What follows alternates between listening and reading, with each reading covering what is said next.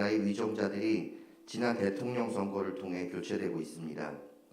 이런 막중한 시기에 하나님의 뜻을 잘 헤아리는 현명한 지혜를 허락하셔서 반목과 다툼보다는 화합과 선의로 하나님께 영광 돌리는 대한민국이 되게 하옵소서.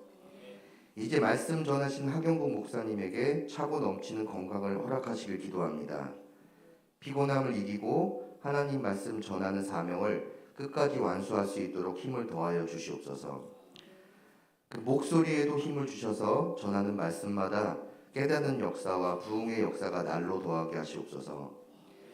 이 시간 함께 예배드리던 지금은 잘 나오지 않는 성도들을 위해 기도합니다. 잠깐의 잘못된 판단으로 교회를 멀리하고 예배를 소홀히 여겨 종래에는 하나님의 품도 떠나게 되는 죄악의 역사가 반복되지 않도록 그들의 심령을 주장하여 주시옵소서. 다시금 예배가 회복되고 코로나 이전의 일상으로 회복시켜 주시옵소서. 모든 것이 하나님 뜻 안에서 이루어지길 바라오며 사망 권세에 계신 예수님의 이름으로 기도합니다.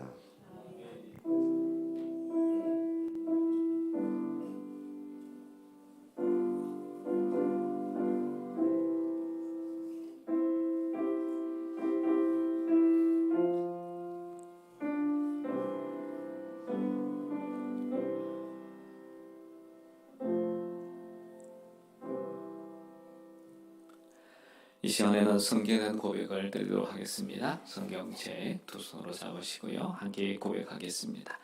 이 성경은 내게 주신 하나님의 말씀입니다. 이 성경은 나의 삶을 변화시켜 줍니다.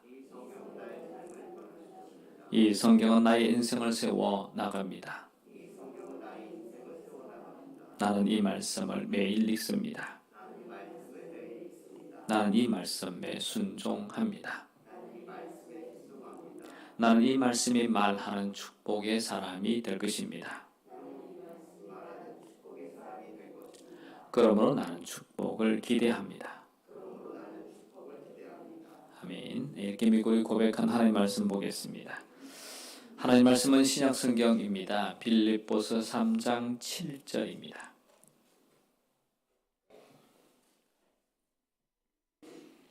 빌립보서 3장 7절 말씀부터 12절 말씀까지가 되겠습니다. 자, 우리 말씀을 교독할 때에 살아계신 하나님의 음성을 말씀 속에서 들으실 수 있기를 바랍니다. 7절입니다. 그러나 무엇이든지 내게 유익하던 것을 내가 그리스도를 위하여 다 해로 여길 뿐더러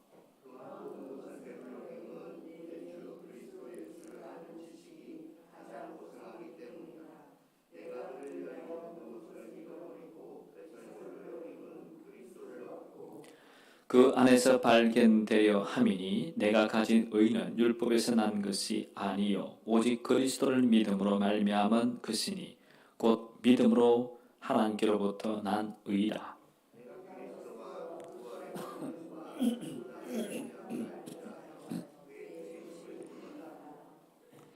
어떻게 해서든지 죽은 자 가운데서 부활에 이르려 하노니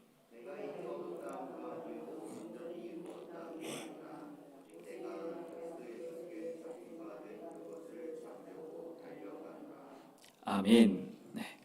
자, 우리 인사할까요? 앞뒤 예배 보면서 오늘 이렇게 인사하겠습니다. 예수님께서 부활하셨습니다. 인사하겠습니다.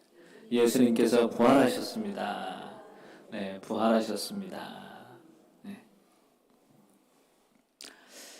자, 여러분 이 세상을 쭉 살아오시면서 이 세상 살면서 가장 나는 이렇게 무서운 사람을 만났다. 혹시 만난 적 있으신가요? 어떤 사람이 가장 무섭던가요?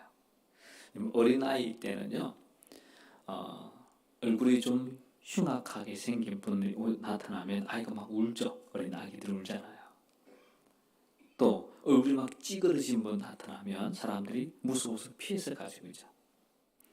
심지어 나병이라는 병에 걸린 분들을 보면 얼굴이 정상적인 얼굴이 아니죠. 또 화상을 입으신 분들 얼굴도 정상적인 얼굴이 아니죠. 그러면 그걸 보면 하고 놀라고는 무섭다 하고 도망을 가기도 합니다. 그런데 이 세상에서 가장 무서운 사람은요, 얼굴이 이상하게 생겨서 무서운 게 아니에요. 여러분과 저처럼 똑같은 얼굴을 가졌지만 정말 무서운 사람이 있어요. 그 사람이 누구냐? 이렇게 말하는 사람이에요. 죽으면 끝이야. 이 사람이 제일 무서운 사람이에요. 자, 무슨 일을 벌렸어요? 일이 잘 안 되니까 하는 말, 죽으면 끝이지 뭐. 죽으면 그만이야. 하는 사람이 제일 무서운 사람이에요. 왜 그럴까요? 이렇게 말하는 사람은요, 자기 마음대로 살거든요. 그런데 성경은 죽으면 끝이야 라고 하는 말에 대해서 이렇게 말합니다. 아니야 라고 말합니다. 여러분, 고린도전서 15장 32절 말씀 하반절의 말씀에 이런 말씀이 있어요. 한번 읽어볼까요? 같이 읽겠습니다. 시작. 죽은 자가 다시 살아나지 못한다면 내일 죽을 터이니 먹고 마시자 하리라. 이 말씀이 무슨 말이겠어요? 죽으면 끝이라고 믿는 사람은 어떻게 산다고요? 먹고 마시고 쾌락을 즐기며 산다는 거예요. 그래서 죽으면 끝이다 라고 믿고 산 사람의 철학이 뭐냐? 바로 먹고 마시고 쾌락 즐기는 것이 그들의 철학이에요. 그러나 내일이 있다라고 믿는 사람은요, 달라요. 내일이 있느냐 없느냐 이렇게 다른 거예요. 자, 여러분 부모님을 봐보세요. 여러분 부모님은 내일이 있다고 믿고 살았어요. 그래서 여러분 교육시키느라고 여러분 부모님이 먹을 것, 입을 것 제대로 먹지도 않으시고 입지도 않으시고 여러분 열심히 가르쳐서 여러분 이런 사람 되게 해서 하셨잖아요. 또 여기 나이 좀 드신 분들도 마찬가지죠. 여러분 자녀들을 왜 그렇게 교육을 시키느라고 애썼어요? 먹을 거 먹고 마실 거 마시고 입을 거 입고 마음대로 안 사시고 절약해서 왜 그렇게 여러분 자녀를 그렇게 키우신 거예요? 내일이 있다고 믿잖아요. 오늘 조금 이렇게 내가 힘들고 허리띠를 졸라매면 내일이 되면 우리 자녀가 내일 되면 나도 조금 더 나아질 거라는 소망이 있기 때문에 그렇게 사셨잖아요. 그래서 내일이 있다라고 믿는 사람이 살아가는 삶하고 없다라고 믿고 사는 사람하고 이렇게 다른 거예요. 이걸 뭐냐? 가치관 이런 거 말하잖아요. 여러분 가치관은 어디에서 유래되는지 아십니까? 가치관은 인생관에서 유래돼요. 그 사람의 인생관이 어떤 인생관에 따라서 가치관이 결정되고요. 또 인생관은 어디서 유래되느냐? 내세관에서 유래되는 거예요. 자, 내세. 죽고 난 다음에 뭐가 있느냐에 따라서 자, 있다 없다에 따라서 그 사람 인생관이 바뀌는 거죠. 그래서 그리스도인들은요, 내세관이 분명해요. 그게 뭐예요? 부활신앙. 내세관이 분명해요. 그게 뭐예요? 하나님 나라. 분명하잖아요. 그러기에 이 분명한 내세관을 갖고 살아가는 존재가 누구냐? 그리스도인인 거죠. 가끔 여러분들은 예외겠지만 교회를 처음 나오신 분들, 처음 예수님 믿어보려고 했던 분들은 이런 생각을 해요. 가끔 이야기해요. 목사님 왜요? 그러면 제가 다른 건 다 제가 이해가 돼요. 성경 말씀도 읽어보면 참 좋은 말씀도 많고 그 다음에 목사님 설교를 들어봐도 좋은 말씀이 많고 다 좋은데 이 하나만 더 없으면 안 될까요? 그래서 뭐요? 그랬더니 그 부활이란 거 좀 없애버리면 안 될까요? 왜요? 그랬더니 이해가 안 됐어요. 어떻게 죽은 사람이 살아나요? 이거 좀 빼면 안 될까요? 이거 하나만 없으면 저는 기독교가 너무 좋아요 하는 분들이 있어요. 그런데 여러분 생각해 보세요. 만약에 부활이라는 걸 빼버리면 여러분 기독교는 어떤 종교가 될까요? 말 그대로 기독교는 없어져요. 여러분 기독교의 핵심이 뭐냐면 골자 중에 골자, 핵심 중에 핵심이 뭐냐? 부활이에요. 여러분 인도의 선교사의 선다싱이 영국을 방문했을 때예요. 선다싱 오다니까 선교사로서 유명한 사람이니까 막 영국에서 그도 좀 선교에 관심이 있고 좀 똑똑한 사람들 다 모였나 봐요. 이 사람이 이런 질문하고 저 사람 저런 질문을 많이 했어요. 그 중에 어느 대학 교수가 선다식 이렇게 질문했어요. 당신이 오랫동안 힌두교의 전통에 젖어 있지 않았냐? 힌두교를 잘 열심히 믿었던 사람 아니냐? 그런데 왜 힌두교를 버리고 기독교를 믿게 된 이유가 뭐냐? 라고 물었어요. 다시 말하면 이런 질문이잖아요. 힌두교하고 기독교하고 무슨 차이가 있길래 당신이 신앙을 바꿨냐? 하는 질문이잖아요. 이 질문을 받고 이 선다싱이 이렇게 답을 해요. 아주 간단하게 답합니다. 부활하신 예수님께서 살아있기 때문입니다. 그게 그분의 답이에요. 그러니까 여러분 기독교 신앙은 철학적인 이야기가 아니에요. 또 추상적인 이야기도 아니고요. 논리적인 이야기도 아니에요. 기독교 신앙은. 기독교 신앙은 뭐냐? 사실이에요. 무슨 사실? 예수님께서 부활하셨다는 사실이에요. 이 사실이 뭐예요? 역사적 사건이라는 거죠. 어려운 하면. 이 역사적 사건 위에 기독교가 세워져 있다는 거죠. 그렇기 때문에 기독교를 부인할 수가 없는 거예요. 로마의 어느 장군에게 전도자가 전도를 했습니다. 뭐로 전도하냐면 자, 예수님 믿으세요. 믿으시면 구원도 받으시고 예수님 믿으시면 죽었다가 다시 살아나시고 하나님 나라도 갑니다. 라고 전도를 했어요. 그랬더니요. 이 전도를 받은 이 로마 이 장군이 어떤 사람이냐? 좀 포악한 사람이에요. 사람마다 기질이 있잖아요. 전쟁을 딱 하면 상대방 나라를 딱 점령하면 상대방에 있는 나라에 어린 아이부터 어른까지 남자부터 여자까지 상관없이 무조건 다 죽여버리는 사람이에요. 전멸시키는 사람이에요. 얼마나 포악한지. 그래서 이 포악한 장군이 그 이야기를 듣고 나니까 한참을 생각하더래요. 그리고 하는 말이에요. 다른 건 다 좋은데 당신이 나한테 전도하는 다른 건 다 좋은데 죽은 사람이 다시 살아난다. 그러니까 나는 예수 안 믿으란다. 그렇게 말하더래요. 그래서 왜 그러냐 그랬더니 아니 내가 얼마나 많은 사람을 죽였는데 죽인 사람이 다 살아나면 어떻게 되냐고. 큰일 아니냐고. 그래서 나 안 믿겠다는 그렇게 이야기했다는 거예요. 여러분 만약에 우리에게 부활이 없다면 우리가 행동하는 행동은 모든 것이 다 허구예요. 보세요. 여러분 부활이 없어요. 사랑할 이유가 있나요? 여러분 억울한 일 당했어요. 참아야 될 이유가 있나요? 아무런 이유가 없잖아요. 여러분이 감정이 내키는 대로 하고 싶은 대로 다 하셔도 돼요. 뭐가 없다면? 부활이 없다면. 여러분 이 세상이 얼마나 험악해요. 남의 있는 거 빼앗아서 내 것으로 삼아도 내가 부족할 판인데 그런데 우리가 왜 내 걸 남에게 주는 거예요? 왜 내가 손해보는 거예요? 내가 왜 양보하는 거예요? 여러분 부활이 있기 때문이죠. 부활이 있으니까 양보하고 부활이 있으니까 내가 손해보고 부활이 있으니까 내 거 남 주는 거예요. 그래서 이런 구호 헌금도 하는 거예요. 이런 부활이 없으면 왜 줘요? 안 주지.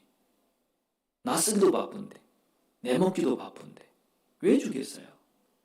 그러기에 부활은 만약 우리 신앙의 생명과 같아요. 자 여러분 제 오른쪽에 왼쪽에 보니까 뭐가 있어요? 좀 이쁘시죠? 예. 목원사님이 이렇게 정성을 들여서 본인이 하셨어요. 자 그런데 이렇게 이쁘게 해놨는데 이거 며칠 가죠? 한 달 가나요? 네. 여러분 한 달 뒤에 오시면 이유가 없어요. 왜 그러냐면 뿌리가 없잖아요. 우리 그리스도의 신앙의 뿌리는 여러분 부활이에요. 부활이 없으면 다 시들어버린 거예요. 다 시들어. 그러면 부활이 뭐예요? 여러분 부활은 자연 현상이 아니에요. 지금 여러분 봄이잖아요. 여러분 지금 예배당 올 때 보니까 길거리에 어때요? 벚꽃이 피었다가 많이 떨어졌죠. 또 그 다음에 진달래가 피어있죠. 그 다음에 또 철쭉도 피려고 요만큼 막 우미도도 안 왔잖아. 우리 예배당 앞에도 그죠? 이게 뭐냐? 자연현상이에요. 겨울에서 봄이 되면 자연적으로 이렇게 빙글빙글 도는 거죠. 봄, 여름, 가을, 겨울에 따라서 자연현상으로 쭉 되는 거야. 자, 시들고 싹이 나고 꽃이 피고 자라고. 이게 자연현상이에요. 부활은 자연현상이 아니에요. 죽으면 다 살아난다? 아니에요. 부활은 창조예요. 무슨 창조냐? 재창조예요. 다시 창조하는 거예요. 이런 동물의 세계나 식물의 세계에는 재창조가 없어요. 그냥 윤회하는 거죠. 이게 그래도 가는 거죠. 자연현상이죠. 자연현상. 그러나 예수 그리스도를 믿는 사람에게는 재창조가 있어요. 재창조. 그래서 옛것은 완전히 죽고 새로운 것이 살아나는 게 이게 뭐냐면 부활이라는 거예요. 근데 이 부활은 부활케 한 능력은 사람에게는 없어요. 여러분 사람에게는 뭐가 있냐? 죽이는 능력만 있어요. 여러분이 날 지나서 열심히 죽여. 죽이는 것밖에 없어요. 그러나 하나님에게는 뭐가 있냐? 부활의 능력이 있어요. 그래서 하나님이 부활시키는 거죠. 여러분 비겁한 사람 그러면요 많이 있지만 그 중에 성경에 한 인물을 소개하고 싶은데 누구냐면 예수님 제자 베드로예요. 참 비겁한 사람이죠. 뭘 보면 알 수 있냐면요. 예수님께서 겟세마네 동산에 나와서 기도 마치고 잡혀가잖아요. 잡혀갈 때 뒤를 쫄쫄쫄 따라다니던 예수님 제자 가운데 멀찍이 따라갔던 제자가 한 명 있어요. 그 사람이 누구냐면 베드로예요. 예수님이 잡혀가 시문을 받고 있는데 그 다음에 저녁이 좀 날씨가 쌀쌀하니까 모닥불 이렇게 쬐고 있었단 말이에요. 베드로가. 근데 조그마한 소녀 하나가 와가지고 봤는데 당신 예수 한 편이잖아. 그랬더니 말하더니요. 불 쬐고 있던 베드로가 갑자기 아니라고 라고 하더니 얘는 몇 번이요? 3번이나 부인하잖아요. 마지막에는요. 예수님을 저주까지 하면서 부르네요. 이런 얼마나 비겁한 사람이에요. 그죠? 그래서 벌벌벌 떨었던 베드로예요. 그랬던 그가 부활하신 예수님을 만나고 난 다음 다시 말하면 부활의 진리를 믿고 난 다음 그는 완전히 달라진 사람으로 바뀝니다. 말 그대로 180도 달라지죠. 그걸 어떻게 알 수 있냐? 성경에 보면 이렇게 말씀해요. 사도행전 2장 32절 말씀 보시면 이렇게 말씀합니다. 같이 읽어볼까요? 시작. 이 예수를 하나님이 살리신지라 우리가 다 이 일에 뭐라고요? 정의. 자 보세요. 예수님을 하나님이 왜 다 살리셨다. 우리가 이 일에 대해서 정의다. 여러분 정의란 말은 무슨 말이에요? 내가 봤다. 여러분 정의는 본 사람을 말하는 거예요. 여러분 법적인 정의를 세워도 보세요. 근데 누구나 세우지 않죠. 어떤 사건 사고가 생겼어요. 여러분 자동차가 꽝 하고 부딪혔어요. 그걸 누군가가 봤어요. 보면 재판장에 서서 내가 그날 봤는데 이 차가 이렇게 저 차가 저렇게 해서 꽝 하고 박치기 해서 내가 봤습니다. 그럼 끝이죠. 그렇잖아요. 정인이 있으면 확실한 거잖아요. 예수님이 부활하셨습니다. 그 부활한 예수님을 내가 만났습니다. 내가 봤습니다. 보면 끝이잖아요. 여러분 봤는데 그걸 무슨 철학적으로 논리적으로 증명을 해야 되나요? 아니잖아요. 본 걸로 끝이에요. 그죠? 여러분도 봤으면 됐잖아요. 얼마나 용감한 사람으로 바뀌는 거예요. 그 다음에 사도행전 2장 36절 말씀도 이렇게 말씀합니다. 같이 읽겠습니다. 시작. 그런즉 이스라엘 온 집은 확실히 알지니 너희가 십자가에 못 박은 이 예수를 하나님이 주와 그리스도가 되게 하셨느니라 하니라. 보세요. 베드로가 얼마나 용감한 사람으로 바뀌었어요. 너희가 십자가에 못 박은 이 예수를 하나님이 주와 그리스도가 되게 하셨다. 용감하게. 그것도 한 사람이 선포하는 것이 아니라 한 사람 모였을 때 선포하는 사람으로 바뀌게 됩니다. 또 사도행전 3장 13절 말씀도 이렇게 베드로가 선포하네요. 시작. 우리 조상의 하나님이 그의 종 예수를 영화롭게 하셨나니라. 그럼요. 보세요. 부활하신 예수님 만나고 난 다음과 만나고 난 전이 이렇게 달라지는 거예요. 비겁한 베드로가 용감한 베드로 바뀌는 거예요. 이런 사람들은 예수님을 죽였어요. 그런데 하나님은 예수님을 살리셨어요. 이 살리는 능력이 누구한테 있다고요? 하나님께 있어요. 이것이 뭐냐? 바로 창조의 능력이에요. 하나님의 권능을 우리에게 보여주는 장면인 거죠. 하나님 어떤 분이냐? 죽은 자를 살리시는 분이야. 이런 능력을 갖고 있는 분이야. 하는 사실을 우리가 보여주는 거죠. 자, 여러분도 하나님이 여러분을 살리는 그 놀라운 능력을 경험하는 여러분 되시길 축복합니다. 자, 그러면 이런 부활의 영광을 내가 경험하려고 하면 전제되는 조건이 하나 있다는 사실을 꼭 여러분 기억하셔야 돼요. 부활의 영광은 그냥 주어지지 않아요. 반드시 부활의 영광을 경험하려고 하면 뭐가 있어야 되느냐? 여러분 십자가의 고통이 있어야 돼요. 이런 부활하고 싶으세요? 그럼 죽어야죠. 이런 죽어야 부활이 있는 거예요. 죽지 않고는 부활이 없어요. 자, 그리고 창세기 1장에 나오는 이 천지 창조 사건은요, 없는 것에서 있는 것, 무에서 유의 창조잖아요. 그러나 부활의 권능은 무에서 유가 아니에요. 부활의 권능은 뭐냐? 부활의 영광은 뭐냐? 십자가가 있고야 부활이 있어요. 십자가의 고통이 있고야 부활의 영광이 있다는 거죠. 그래서 여러분 부활의 영광을 경험하려고 하면 반드시 뭐가 있어야 된다고요? 십자가. 그러면 여러분 십자가가 뭘까요? 십자가는 의로운 죽음을 말하는 거예요. 의로운 죽음. 의인의 죽음을 이야기하는 거예요. 여러분이 의로워요. 그런데 죽어야 돼요. 그거 십자가예요. 예수님이 그러셨잖아요. 예수님을 보세요. 죄가 없으시죠. 그런데 죽어요. 한편으로는 정말 억울한 사건이잖아요. 그런데 이 억울한 사건이 있어야 부활의 영광이 있는 거예요.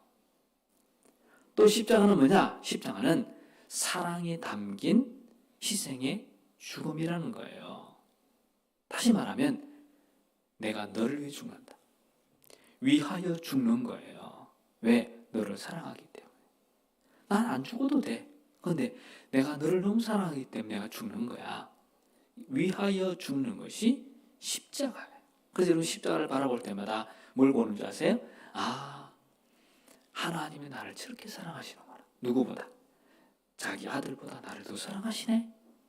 하는 걸 십자가를 통해서 우리는 깨닫게 되는 거예요. 또 십자가는 뭐냐? 이건 자발적인 거예요. 누가? 집사님, 권사님, 십자가 져요! 그러시는 게 아니에요. 내가 가만히 보니까 내가 져야 되겠다. 지는 것이 하나님의 뜻이다. 그래서 지는 거예요. 여러분 예수님을 잘 봐보세요. 십자가 안 질 수 있는 길이 있었어요? 없었어요? 있었죠. 자, 요한복음에 나오면 헬라 왕국 에데사 왕국의 사신들이 와 자기를 왕의 고문으로 데리고 가려고 그러잖아요. 예수님을. 갈 수 있었어요. 그런데도 안 갔어요. 또 예수님께 예루살렘 성에 입성 안 하면 되잖아요. 왜 가요? 근데 예수님은 올라가요. 왜? 죽으려고. 그 다음에 빌라도 앞에 섰어요. 예수님 말 한마디만 잘하면 빌라도가 살려줄 거예요. 왜? 근세가 있으니까. 그 빌라도가 말하잖아요. 야, 내가 너를 살릴 수도 있고 죽일 수 있는 근세 있는 거 아냐? 말해봐. 다른 사람 같으면 살려주세요. 이렇게 할 텐데. 예수님은 아무 말씀도 안 하세요. 이게 뭐예요? 내가 죽겠다는 거죠. 이게 자발적이에요. 여러분 십자가는 자발적인 거예요. 누가 하라 해서 하는 게 아니에요. 내가 보니까 하는 게 하나님의 뜻이야. 내가 보니까 하나님 말씀에 빛을 보니까 하나님이 원하시는 거예요. 그러면 하는 거예요. 그럼 그게 십자가는 거예요. 또 십자가는 뭐냐? 십자가는 하나님의 뜻에 내 뜻을 위탁하는 거예요. 여러분 겟세마네 동산에서 예수님이 기도한 기도를 기억하시나요? 이렇게 기도합니다. 하나님 내 뜻대로 마옵시고 누구의 뜻대로? 아버지의 뜻대로 하옵소서. 깨끗하게 위탁합니다. 사실 예수님 뜻은 뭐예요? 하나님 할 수만 있거든 이 잔을 내게서 물리쳐 주시옵소서. 그게 예수님의 뜻이에요. 십자가 안 지는 거 예수님의 뜻이었어요. 근데 하나님 아버지의 뜻은 너 십자가 지는 거야. 그게 하나님 아버지의 뜻이에요. 여러분 십자가 뭐라고요? 내 뜻을 내려놓고 하나님의 뜻을 수용하는 것. 그러니까 하나님 뜻대로 하옵소서. 이게 십자가란 말이에요. 그리고 십자가는 대신 죽는 거예요. 나는 안 죽어도 돼요. 그런데 대신 내가 죽어주는 거예요. 희생 제물이 되는 거죠. 뿐만 아니라 십자가는 하나님의 능력이에요. 십자가를 가만히 들여다보니까 그 속에 하나님의 능력이 있어. 이게 하나님의 지혜의 결정체예요. 십자가를 들여다보니 그 속에 하나님의 지혜가 있는 거예요. 그전에는 몰랐어요. 그냥 십자가, 저 흉악한 죄인이 죽는 거야. 그렇게 생각했는데 하나님 말씀을 듣고 십자가를 가만히 보다 보니까 그러네. 하나님의 능력이네. 하나님의 지혜네. 이 사실을 깨닫는 거죠. 이 깨달음을 얻고 난 다음에 바울이 얼마나 기뻤는지 오늘 본문에서 이렇게 말씀합니다. 오늘 본문에서 자기가 지난날 좋아했던 모든 것을 배설물로 여긴다. 그렇게 말합니다. 이런 바울이 좋아했던 것이 뭐예요? 바울은요 학자잖아요. 학문을 얼마나 많이 알고 있어요. 그 당시에 가말리엘이라는 사람이 최고의 스승이었잖아요. 그 당시에 그 밑에서 공부한 사람이에요. 여러분 전설에 의하면 가말리엘의 후계자였답니다. 사도 바울이. 그리고 그 당시 철학이었던 스토아 철학. 해박한 지식 갖고 있잖아요. 그래서 여러분 로마서나 갈라디아서 읽어보면 여러분 잘 이해가 안 되시죠? 왜냐하면 이 철학적 사고를 갖고 로마서와 갈라디아서 써서 그래요. 읽어봐도 잘 몰라요. 왜? 우리는 철학을 잘 모르니까. 그만큼 철학에 뛰어났던 사람이 누구냐? 사도 바울이에요. 그런 사람이 십자가를 바라보고 십자가 속에 있는 하나님의 능력을 보고 하나님의 지혜를 보고 얼마나 놀랐으면 자기가 갖고 있는 모든 학문과 철학을 다 배설물로 여기고 나는 지금부터 십자가 외에는 더 이상 알지 않기로 작정합니다. 그리고 십자가만 알기로 결단하고 알기로 힘쓰는 사람이 바로 사도 바울이 됩니다.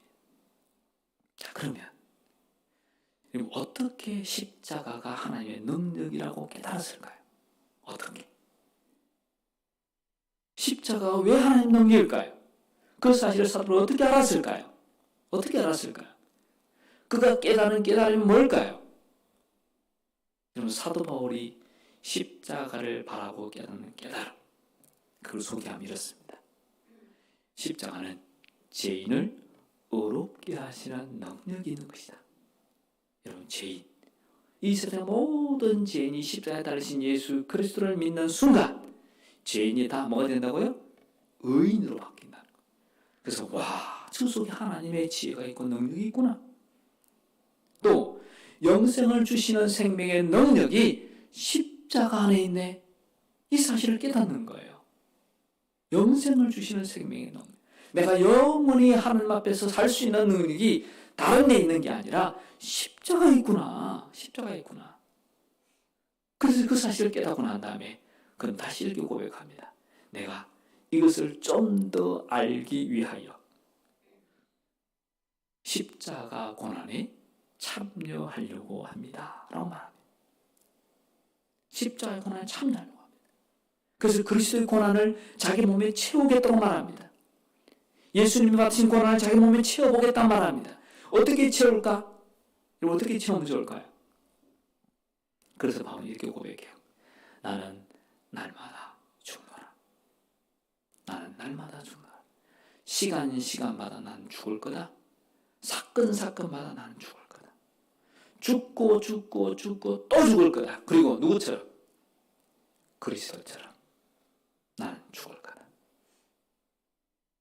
여러분 오늘 본문에 보는 것처럼 그래서 그는 그리스도처럼 죽으려고 했습니다. 그랬더니 하나님께서 그리스도처럼 그를 귀하게 여겨주신 겁니다. 여러분 사람은요 누구나 다 자기 삶에 대한 애착이 있어요. 저도 있고요. 여러분도 있고요. 다 있어요. 없는 사람이 어디 있어요. 그런데 정말 가장 멋진 삶은요. 사람다운 삶, 장부다운 삶, 무장다운 무장의 삶은요. 여러분, 내가 어쩔 수 없이 죽는 게 아니라 스스로 죽는 것. 이게 아닐까요?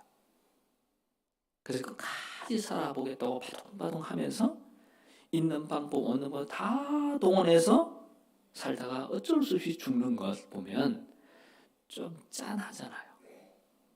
여러분 사극 같은 거, 영화 같은 거 보시면 두 종류 사람이잖아요.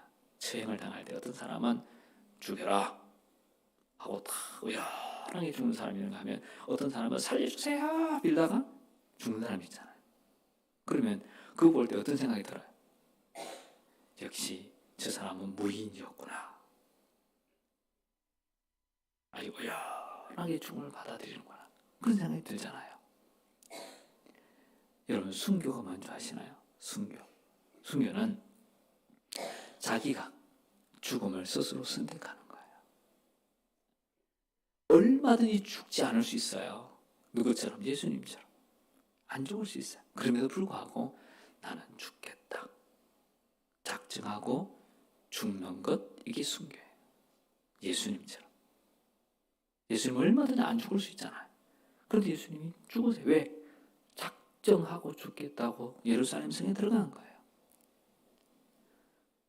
이렇게 작정하고 죽겠다고 죽겠다고 들어갈 때 그리스도처럼 죽으면 하나님께서 살려주시는 거예요. 그런데 왜 여러분과 제가 우리가 죽지 않으려고 했을까요? 다시 말하면 십자가 없는 부활을 자꾸 꿈꿀까요? 그 이유가 오래 살려고, 편하게 살려고, 성공하게 살려고, 그렇기 때문에 그런 거 아니겠어요? 그래서 여러분 이런 어리석은 말을 해서는 안 돼요. 하나님, 나 십자가 없이 부활의 영광만 경험할래요. 여러분 이건 어리석은 자의 기도예요. 여러분 부활의 영광을 원하세요? 그러면 십자가 고통이 있어야 되는 거예요. 예수님이 십자가에 달리셨습니다. 십자가 밑에서 사람들이 말합니다. 뛰어내려라! 그럼 우리가 너를 믿겠다고 말합니다. 얼마나 어리석은 거예요. 또 요한복음 11장 보시면 나사로의 죽음에 대해서 그의 누이 동생들이 말합니다. 예수님 여기 계셨더라면 우리 오라비가 죽지 않았을 텐데. 얼마나 어리석은 말이에요. 또 군중들이 말합니다. 제가 속에 눈을 뜨게 한 분인데 사랑한 나사로를 죽지 않게 할 수는 없더냐? 이런 어른스러운 말 하는 거죠. 사람은 이렇게 생각해요. 죽을 뻔하다가 살아나면 능력이라고 생각해요. 꼭 살아남아야 하고 꼭 복을 받아야 되고 뭐 잘 돼야 된다고 생각해요. 십자가 없는 능력, 십자가 없는 영광을 생각해요. 누가요? 사람들이. 그러나 성경은 그렇게 말하고 있잖아요. 성경은 십자가를 통하여 그리스도를 통하여 그리스도와 함께 죽고 난 다음에 하나님께서 그를 일으키시는 것이 능력이다. 그렇게 말씀하는 거예요. 여러분 부활의 영광을 경험하기를 원하십니까? 그러면 누구처럼? 예수님처럼 죽어야 합니다. 예수 그리스도처럼 죽으면 하나님께서 예수 그리스도처럼 살리실 것입니다. 이것이 부활의 권능이라는 것입니다. 이런 권능 여러분의 있기를 주의 이름으로 축복합니다. 기도하겠습니다. 자비로우신 아버지 하나님, 부활의 진리를 믿고 살면서도 여전히 낙심하여 불안과 공포에 떠는 저희들을 불쌍히 여겨 주옵소서. 이 모순된 신앙에서 벗어나서 새로운 부활 신앙으로 살아가게 하여 주옵소서. 부활을 믿기에 죽기를 꺼려하지 않고 영생을 믿기에 오늘을 새로운 의미로 살아가게 하여 주옵소서.